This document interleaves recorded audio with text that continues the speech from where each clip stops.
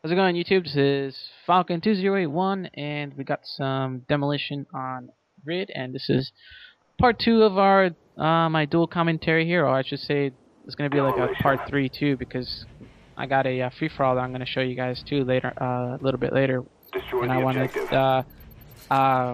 Ovehung here his opinion on my gameplay for that free for all game. Hey guys. But continuing on, what we were talking about, strategy and things like that for this game. We got Demolition, and I think you were in this match too. Yeah, you were. Yeah, I was. In fact, I'm watching my game right now. Yeah, just to see what you were doing. Yeah, a lot of stupid stuff, but one thing I did is like rush as fast as I can to target A. Yeah. Because you went to target B. So one of the strategies that we were talking about a while ago is that when we play Demolition, for some reason we unconsciously go out and arm both. Most 70% of the times we play Demolition, we end up arming both bombs at the same time. Yeah. And that's what. Yeah, and that's what you want to do too. You want to try and get armed both bombs at the same time if you can, because right now the enemy team is defusing A, but we got B, and they just got A. But the thing is, I'm here overlooking the balcony towards B, and I'll be able to pick those guys off as they're trying to defuse. But even still, they won't have enough time because there's 6 seconds left. Our spy planes in the air. Then but this one thing is about Demolition is you always want to try to get both of them at the same time, because once you destroy one of them, every one of them, they're going to start concentrating their efforts on defending one bomb site, and the match is going to drag out for very long if that happens. Yeah, but it also depends on the quality of the other player from the other team, but most likely than not, it's gonna drag out a little bit longer than it should. Yeah, because usually we have those matches where the players aren't that great, and we plant both at the same time, and we win in like 30 seconds because they weren't able to defuse both bombs because we were covering them really well. Yeah. So it's a mixed bag. The strategy that we have is mixed bag. It's just that you have to have full trust over your teammates, and just play smart. Don't rush things. Yeah. Just take it slow. Patience is a very key. And even if you can't get both bombs off at the same time, at least for this map in particular, you want to try and get B first, because B is on the inside of the building, and you can you can hide more. You can camp that building by B, so it becomes a chore trying to go up through that building, as there's only 3 entrances to that building, and one of them is climbing through the window. But all the enemy team needs to do is just plant claymores and things like that. Right. But then it also becomes a little bit harder for you to try to plant on B, simply because if they all decide to go to B, knowing that it's one of the very first bomb sites where they like to go to, they can pretty much hold up the fort really well. So yeah. But even with A though, I mean, you can still argue that A can still be harder to get if you're playing with a smart team, because all you need to do is just start lobbying grenades out in the open. Right. And so then not only that, you also have really good vantage point, because you can overlook A from the building on B. Yeah. The stairs and whatnot. So you really need to have really good teammates. Well, in a way, you can also do this yourself. It's just really important when it comes to objective gaming is to coordinate with your teammate. Yeah. Sometimes it's better to also gauge to see how well the enemy players are playing, and then that way you can also adjust your game style to theirs. Yeah, that is sometimes true. Sometimes you'll have players who they'll let one bomb site go, and then they'll just camp the other site. Right. So it makes it harder. So you always have to be aware of what you're doing. That's something that I've always said about situational awareness when playing these games. Yeah, it certainly is. In fact, I mean, when you talk about awareness, is that you also have to adjust yourself when playing this game and look at the map at all times, the radar at all times. Yep. Well, not at all times, but make sure you look at the radar. Yeah. But the thing is, looking at the radar, it's good to an extent, but for this game, I feel that that's not the case anymore, really, and per se, just because a lot of people have Ghost Pro now. Yeah, I understand. In fact, we played a game the other night, and I kept getting a lot of spy planes, and they all had Ghost Pro. You remember it? You remember that game? Yeah, it's actually Ghost, but Ghost. Okay. Yeah, Ghost Pro makes it so that kill streaks don't see you, but it's Ghost. No, there you go. But and then you won't. And then if that happens, people will have to start. Some of our teammates will have to start using the Blackbird as a kill streak, and just getting the Blackbird is pretty much a pain in the ass. Yeah. How many kills do you need to get the Blackbird? It's 8 kill streak. 8 kill streaks. Just imagine that. Yeah. Well, the thing is, a lot of people are using Hardline too to get it. Oh, yeah.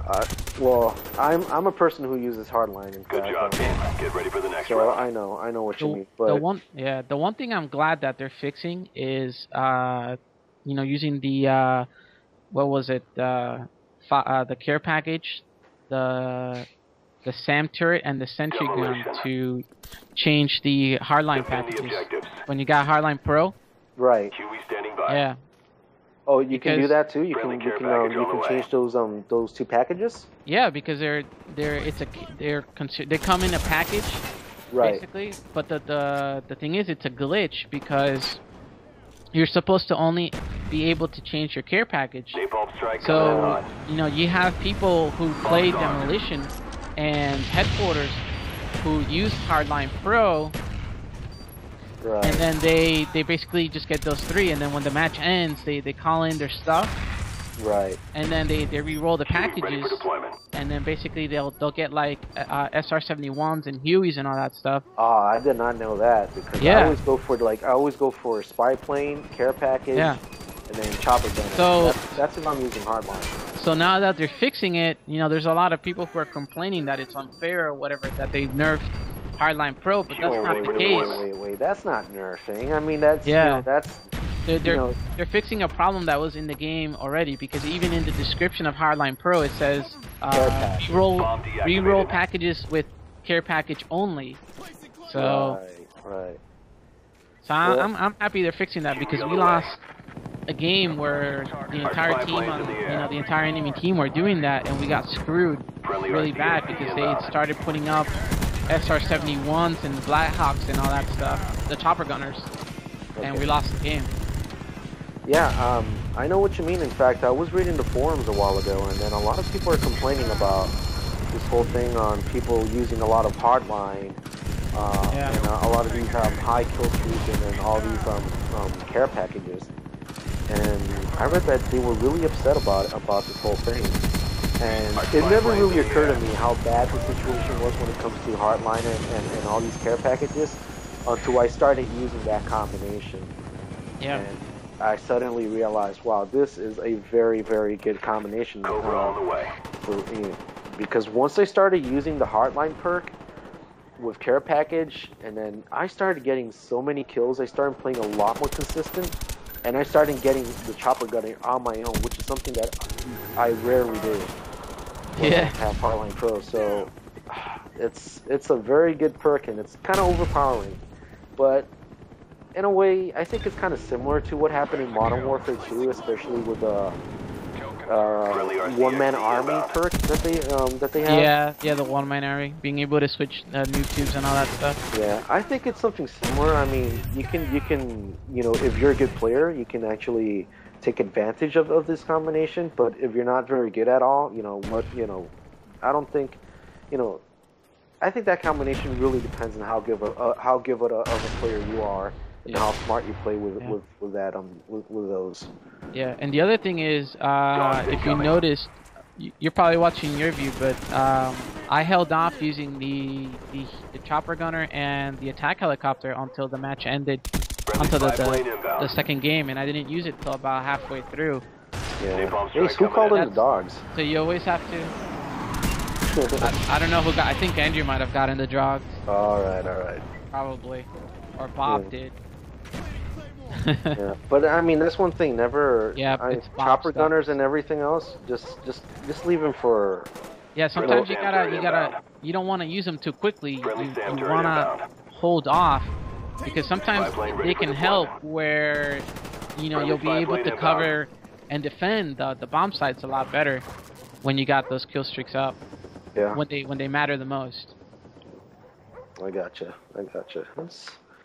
But some people are really anxious. I don't know. Sometimes I get anxious. It's like, oh man, a chopper gun. I want to use it, and then I don't really get the chance to do it. But it happens. Yeah. Our spy planes in the air. Someone got a Blackbird right there. It's like a godsend for us. That's a really nice kill streak perk for you guys. Too bad it doesn't last too long. You talking about the Blackbird? Yeah. Yeah. I like the Blackbird. I don't use it that much, but I should. I mean, I should use it because it helps me a lot. But usually when when some other people on your team use it, there's really no need for you to use it too. It's always good to have diversity between kill streaks and all your teammates. Like someone gets the spy plane, counter UAV, which is very important in objective game types. Yeah, Not as much as Demolition, not Domination, but Demolition and Headquarters. Oh yeah, you definitely need. Yeah, I should make it a habit of mine to use counter spy plane, because I really don't use it at all. Yeah, that's like the biggest thing, and that's something that we don't really like talk about when we all play together. Is who should use what in terms of kill streaks and things like that. I think it's very important because sometimes everyone gets a lot of aircraft, a lot of Huey that we want to use, and no one gets the opportunity to actually use those kill streaks. Yeah. So I think it's really nice if you have a really good team, a group of players playing with you guys. Just discuss your perks, the kill perks and whatnot, and balance things out. And this is a team objective game, so it's good to strategize rather than just go and kill for your own. Yeah, you always have to be. Mics are very important for objective game types because you gotta let people know where everybody else is. That's why when I play alone, I don't play objective game types. I just either stick with free for all or team deathmatch. Exactly. So this is gonna be pretty much the end of our part 2 here of our dual commentary, and I hope you guys enjoyed this match. Remember to rate, subscribe, and comment, and be on the lookout for part 3 of this dual commentary. And I hope you guys enjoy the match. Thanks for watching, and thanks for being on, Avyong. Thanks for having me.